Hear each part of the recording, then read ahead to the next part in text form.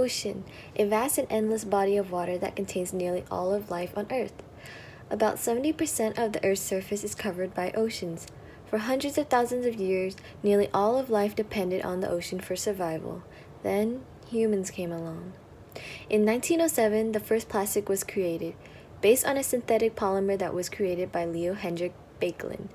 From then on, the use of plastics began slowly increasing as it was being further developed. Plastics are used for utensils, packaging, bags, containers, etc. As of right now, we are producing 300 million tons of plastic every year, and more than 8 million tons of plastic is dumped into our oceans every year. The list of marine animals affected by plastic pollution grows. Plastic has been consumed by an estimated 90% of seabird species and eaten by every species of sea turtle. Even our corals are threatened. Once plastic touches the ocean, it begins to slowly decompose and it breaks into what we call microplastics. As plastic gradually begins to build up in the ocean, the wreckage of havoc and marine ecosystems follow. When the plastic enters the animal's body, blockages of the gut or a perforation of the intestines form. So how do we resolve these issues? By simply recycling properly. This allows plastic to be free from the ocean and it reduces the amount of new plastic in circulation. However, there have been many controversies that recycling does not fix or improve plastic pollution. Simply improving recycling rates will not solve the plastic crisis. Of all the plastic waste ever generated, only 9% has been recycled. That means the vast majority was sent to a landfill, incinerated, or ended up polluting our natural environment, including our oceans. Recycling is like trying to mop up water from an overflowing bathtub while the faucet is still running. We need to turn off the faucet and reduce the production of plastic. Like many other issues in the world, there are always opposing sides. One side believes that plastic pollution is a concerning and progressive issue that is just getting worse as time goes by. They believe that plastic pollution is contributing to climate change, which will affect the world devastatingly. They also believe that the government should take action to address the issue of plastic pollution, as it should be a top priority.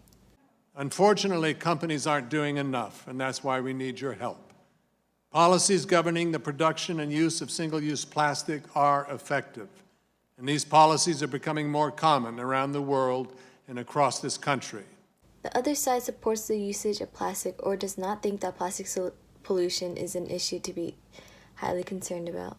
They believe that there are more important issues at hand and that the government will end up wasting time and fundings on dealing with plastic pollution. Since they were first developed, plastics have grown to make hospitals safer, surgeries less invasive, patient care more sterile, safer, effective, and affordable. In the century and a half since they were invented, plastics have also made cars, trucks, and planes more efficient, more affordable, more environmentally friendly, and ultimately safer. Plastic pipe brings fresh water to people and takes wastewater away for treatment in the most economical and environmentally sustainable way. Plastics have also made food last longer, improving health and safety to millions across the world. That there is a plastic waste problem. The urgency of the situation cries out for a solution more thoughtful than simply saying no to a material that lowers greenhouse gas emissions, is more efficient to produce than other materials like metal, paper, and glass, and has delivered numerous benefits to society as a whole. Now on to the interview that we found between Sir Richard Branson, who is a British investor, author, and philanthropist, and Sky News. Sir Richard Branson is a known supporter for the campaign Ocean Rescue.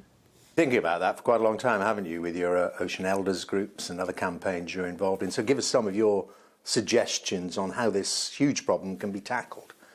Well, I mean, all of us are guilty, and, I suddenly find myself doing an interview like this and finding I've got a plastic bottle in my hand or it's sitting, I bet you it's right behind me as I'm talking.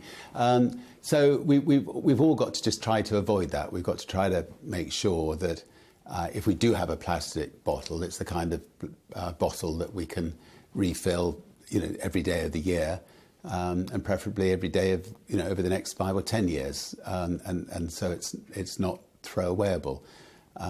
One way of encouraging that is to do what I think your organisation is campaigning for, and that is to actually get governments to tell retailers to give money back if people bring the bottles back. And in countries like Germany, where they've done that, something like 98% of the bottles are returned.